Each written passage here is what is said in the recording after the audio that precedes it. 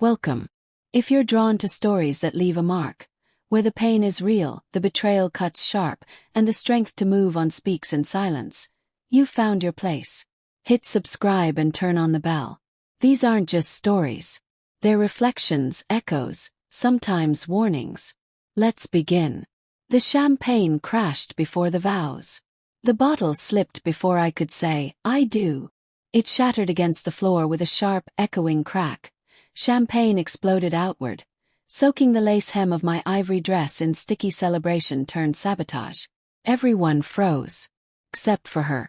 My younger sister, Natalie, stood in the center of the reception hall, red-faced and smirking, eyes gleaming with the thrill of chaos. She raised a finger, pointed right at me like I was the villain in her twisted little story. "This is what you get," she snarled, "for always acting like you're better." The silence was thick. Confused whispers stirred across the room. And then it happened. She lunged for the cake, a towering three-tier masterpiece of white velvet and hand-piped flowers. Her fingers sank into the bottom layer and dragged downward like claws through soft snow. Frosting and sponge collapsed under her hands. Plates dropped. Porcelain cracked. Someone gasped. The moment turned from surreal to horrifying. And still I said nothing. My mother rushed in as if this was a scene from a family therapy session instead of my wedding. "She just needs to let it out," she said, holding Natalie like she was the one who had been wronged. I stood there, champagne-soaked, humiliated, wordless. But later, when the guests had left and laughter echoed from the kitchen where Natalie, my mother, and a few enablers relived the meltdown, I did what no one expected. I didn't cry. Moved. That night, I opened my laptop and started severing the ropes she'd climbed with my help. First, the tuition deposit. Natalie had been accepted to an out-of-state university.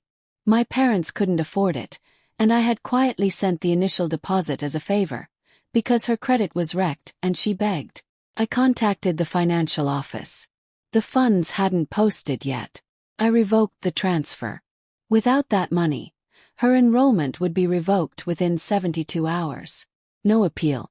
Next, the apartment. She had toured it a month ago. I co-signed the lease because the landlord wouldn't touch her application alone. I flagged the contract as suspicious and initiated a legal withdrawal of my name, citing fraud. My lawyer sent a cease notice. Lease voided. Third, the scholarship committee. She'd needed a character reference for one of her private funding applications. I was her recommender. I sent a new message. Polite, professional. Due to recent concerning behavior, I regretfully must rescind my recommendation. It was enough. And lastly, the confession. 2 months earlier, after too many cocktails and half-hearted apologies for things she'd done, she'd told me, laughing, that she'd worked underage at 2 different nightclubs with fake IDs. She thought it made her sound edgy. I didn't laugh. I had hit record on my phone, more out of instinct than intention. No. It had purpose.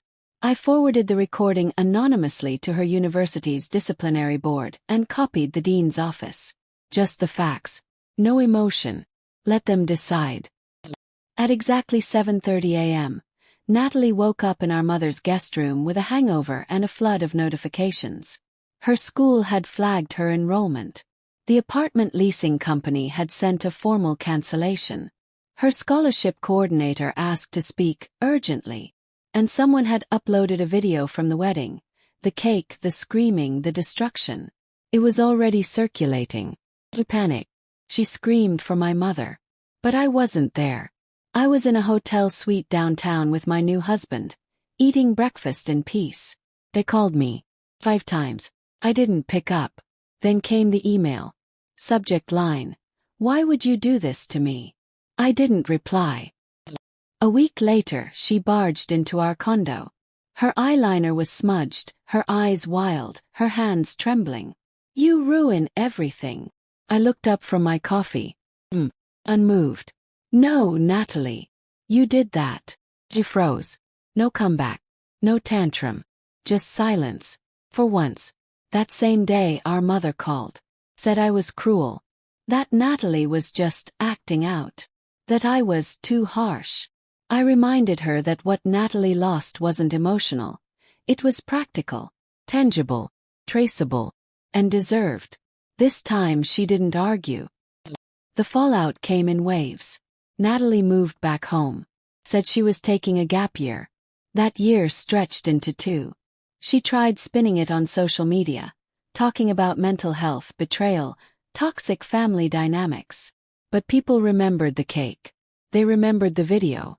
They remembered her smirk as she destroyed someone else's moment. Meanwhile, I lived. I loved. I healed. My husband and I built something real. Solid, quiet, free of drama. And no, I didn't miss her. Not even a little. They still call me cold, ruthless, heartless. Call it clarity. Let people believe your silence is weakness. Let them think your patience means passivity. Then move when it matters. Because real revenge isn't loud. It's final. It's quiet. And it's permanent. Life has a way of revealing true colors. Often in the moments we least expect. And sometimes the quietest goodbyes speak the loudest truths. If this story hit home, share your thoughts below. Your voice matters here. And if you've made it through your own storm and you're still standing, that's strength. That's victory. Subscribe for more stories that speak to the scars and the strength behind them. More is coming.